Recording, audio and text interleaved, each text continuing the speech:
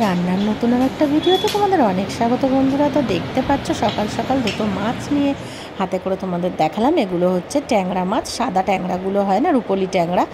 এটাকে বেশ ভালো করে ধুয়ে নুন হলুদ আর সর্ষের তেল মাখিয়ে আধ ঘন্টা মতন রেখে দেবো। এই মাছগুলো না ভীষণ ফাটে, একটু তেল দিয়ে অনেকক্ষণ ধরে মাখিয়ে রাখলে খুব কম পরিমাণে ফাটে, অতটা ফাটে না।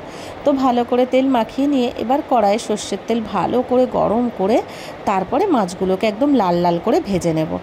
আর তেলটাকে হাই ফ্লেমে গরম করে মাছ না, যদি তারপরে মাছগুলো দেওয়ার পর একটু লো ফ্লেম করে দাও তাহলে আরও কম ফাটবে। এবার এখানে দেখো আদা জিরে ধনে আর মানে কাঁচা লঙ্কা নিয়ে নিয়েছি। লঙ্কাগুলো ভীষণ ঝাল, আমরা কম ঝাল খাই তাই একটা লঙ্কা দিয়েছি, তোমরা প্রয়োজন মতন দেবে যতটা খাও। এবার কড়াইয়ের মধ্যে একটা কাঁচা লঙ্কা ফাটিয়ে দিয়ে দিয়েছি আর দিয়েছি একটু কালো জিরে ফোড়ন দিয়ে, ফোড়নটা ভাজা ভাজা হলে ওর মধ্যে এরকম লম্বা লম্বা করে কেটে রাখা আলু দিয়ে দেবো আর নুন দিয়ে ভালো করে আলুগুলোকে লাল লাল করে আগে ভেজে নেব। আলুগুলো লাল লাল করে ভাজা হলে তারপর একটা টমেটো কেটে ওর মধ্যে কুচো করে দিয়ে দেবো, দিয়ে একটুখানি ওর সাথে আলুর সাথে আবারও একটু ভেজে নেব। ভেজে নিয়ে তারপরে করে রেখেছিলাম যেই মশলাটা, ওই মশলাটা আমি ঢেলে দেবো আর একটুখানি মশলার বাটি ধুয়ে জল দিয়ে দেবো।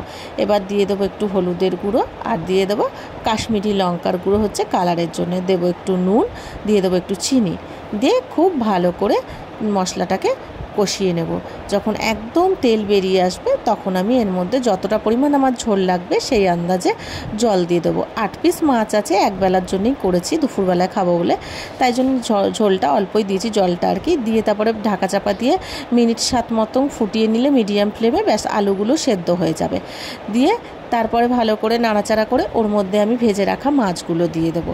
দিয়ে আবারও একটু নাড়াচাড়া করে একটুখানি ফুটিয়ে নেব।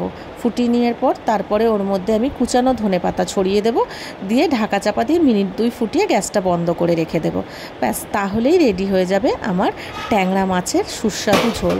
খুব টেস্টি হয় বন্ধুরা, যেমন সুন্দর স্বাদের তেমন করাটাও অতটা ঝামেলা নয়।